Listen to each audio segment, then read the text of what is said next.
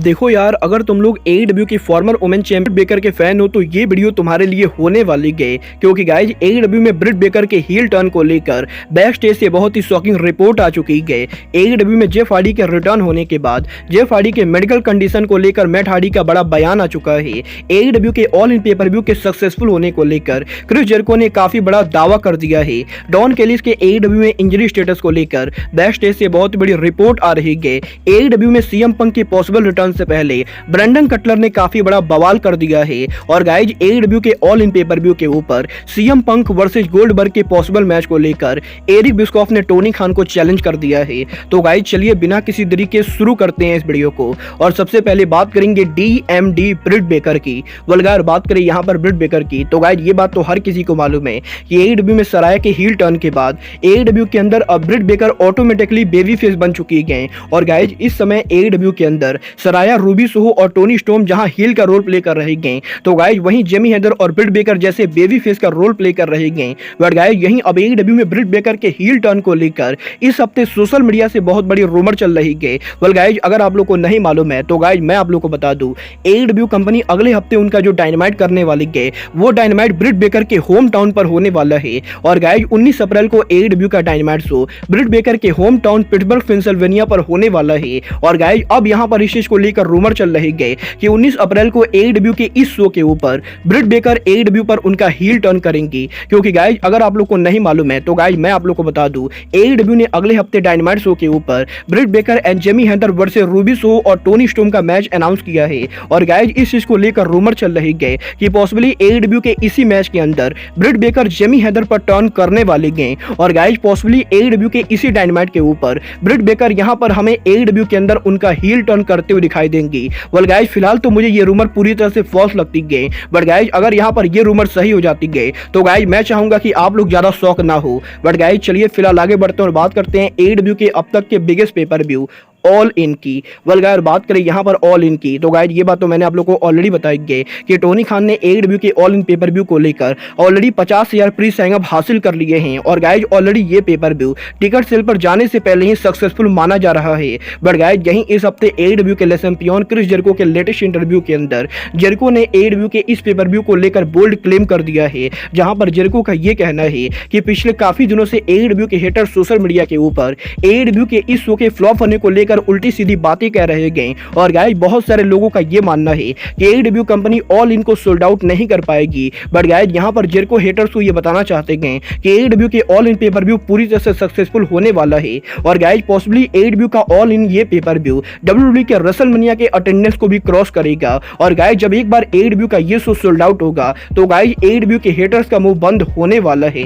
Well guys यहां पर haters का मुंह बंद होगा या नहीं ये तो मुझे नहीं पता है, बट गाइस अगर ये शो सोल्ड आउट नहीं होता है तो गाइस क्रिस जेरिको को अपना मुंह बंद करना पड़ेगा। बट गाइस चलिए फिलहाल आगे बढ़ते हैं और बात करते हैं AEW का रिटर्निंग सुपरस्टार जेफ हार्डी की। वल्गार बात करें यहां पर जेफ हार्डी की तो गाइस इस हफ्ते AEW डायनामाइट पर जेफ हार्डी के शॉकिंग रिटर्न के बाद अब यहीं जेफ हार्डी के मेडिकल कंडीशन को लेकर बड़ी अपडेट आ रही है, जहां पर इस हफ्ते मैट हार्डी ने इस चीज को कंफर्म किया है कि भले ही AEW के डायनामाइट पर जेफ हार्डी ने AEW पर रिटर्न कर दिया है, बट गाइस अब भी जेफ हार्डी पूरी तरह से मेडिकली क्लियर नहीं गए। क्योंकि गाइस यहां पर रिसेंटली जेफ हार्डी ने उनकी आई की सर्जरी कराई गई। और गाइस जेफ हार्डी की आंखों के सर्जरी के बाद जेफ हार्डी अभी भी मेडिकल तौर पर पूरी तरह से क्लियर नहीं गए। बट गाइस क्योंकि जेफ हार्डी AEW पर वापस आना चाहते थे तो गाइस इसीलिए टोनी खान ने जेफ हार्डी को AEW में वापस लाया है।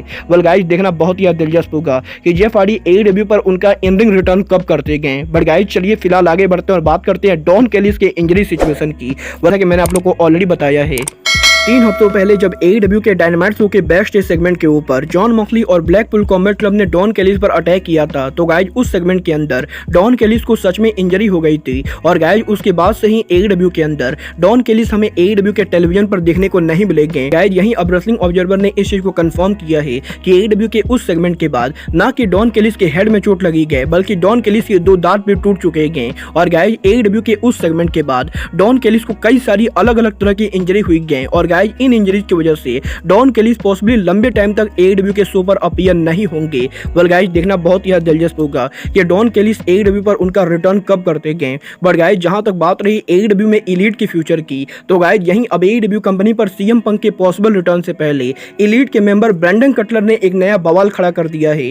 वेल गाइज इस हफ्ते सोशल मीडिया के ऊपर एडब्ल्यू में सीएम पंक के रिटर्न सिचुएशन को लेकर डेड स्पिन की तरफ से एक बहुत ही बड़ा आर्टिकल लिखा गया था, जहां पर इस आर्टिकल के अंदर सीएम पंक की भर भर कर बुराई की गई थी। और गाइज बेसिकली इस आर्टिकल के अंदर यह कहा गया था कि सीएम पंक के एडब्ल्यू में वापस आने के बाद एडब्ल्यू के लॉकर रूम में एक बार फिर से बवाल होने वाला है। और सीएम पंक के एडब्ल्यू में वापस आने के बाद सीएम पंक की वजह से बहुत सारे रेसलर कंपनी को लीव करेंगे। और गाइज एडब्ल्यू के ऑल आउट पर जो कुछ भी हुआ था उसके अंदर सीएम पंक की गलती थी, ना कि एलीट की। और गाइज बेसिकली इस आर्टिकल के अंदर एडब्ल्यू कंपनी में सीएम पंक के रिटर्न को मॉक किया गया है। और गाइज इस आर्टिकल के अंदर एलीट की तारीफ करते हुए सीएम पंक को बदनाम करने की कोशिश की गई है। और गाइज यहीं अब इस आर्टिकल के पब्लिश होने के बाद ब्रैंडन कटलर ने इस आर्टिकल के ऊपर ट्वीट किया है, जहां पर ब्रैंडन कटलर ने ट्वीट करके ये कहा है कि ब्रैंडन कटलर इस आर्टिकल से पूरी तरह से सहमत हैं। और गाइज बेसिकली ब्रैंडन कटलर ये कह रहे हैं कि वो भी सीएम पंक को एडब्ल्यू में वापस देखना नहीं चाहते हैं। और गाइज यहीं अब ब्रैंडन कटलर के इस ट्वीट के बाद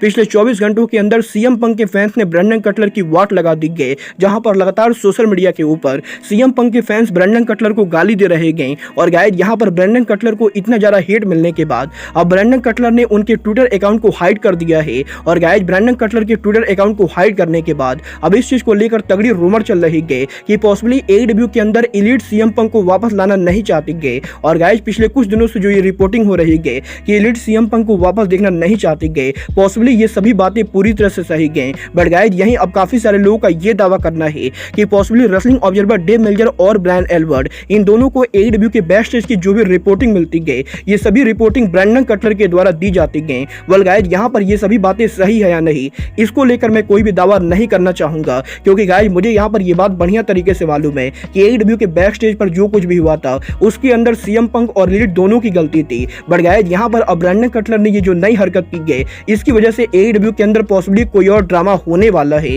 वेल गाइज अब ये तो आने वाला टाइम बताए कि ब्रैंडन कटलर की इस हरकत के बाद अब आगे क्या होता है। बट गाइज यहाँ पर ब्रैंडन कटलर वो इकलौते इंसान नहीं गए जो सीएम पंक को एडब्ल्यू में वापस देखना नहीं चाहते गए, क्योंकि गाइज इस हफ्ते एडब्ल्यू और सीएम पंक के one of the biggest hater Eric Bischoff ने सीएम पंक के रिटर्न को लेकर बड़ा दावा कर दिया है। जहां पर एरिक बिस्कॉफ का ये कहना है कि एडब्ल्यू में सीएम पंक का रिटर्न होने के बाद डेफिनेटली एडब्ल्यू कंपनी मर्चेंडाइज और काफी मामलों के अंदर प्रॉफिट लेने वाली है। बट गाइज अगर यहाँ पर एरिक बिस्कॉफ टोनी खान की जगह एडब्ल्यू को बुक कर रहे होते तो guys Tony Khan CM Punk जैसे आदमी को कंपनी पर वापस नहीं लाते, क्योंकि गाइज एरिक बिस्कॉफ ये बिलीव करते गए कि सीएम पंक एडब्ल्यू के अंदर कभी भी कोई भी ड्रामा कर सकते गए। और गाइज अगर यहाँ पर एरिक बिस्कॉफ एडब्ल्यू के शो को बुक करते तो वो सीएम पंक को किसी भी कीमत पर वापस नहीं लाते। बट गाइज अब जबकि टोनी खान सीएम पंक को वापस ला ही रहे गए तो guys Eric Bischoff Tony Khan को चैलेंज करना चाहेंगे। और गाइज यहाँ पर एरिक बिस्कॉफ ने टोनी खान को चैलेंज करते हुए ये कहा है कि अगर टोनी खान एडब्ल्यू के ऑल इन पेपर व्यू के ऊपर सीएम पंक को मेन इवेंट पर बुक करने वाले गए तो guys Eric Bischoff Tony Khan को ये चैलेंज करते गए कि टोनी खान एडब्ल्यू के ऑल इन पेपर व्यू के मेन इवेंट के ऊपर CM Punk versus WWE hall of famer Goldberg के मैच को बुक करे। और गाइज अगर टोनी खान के पास इतने ही पैसे गए तो guys Tony Khan all in के मेन इवेंट के ऊपर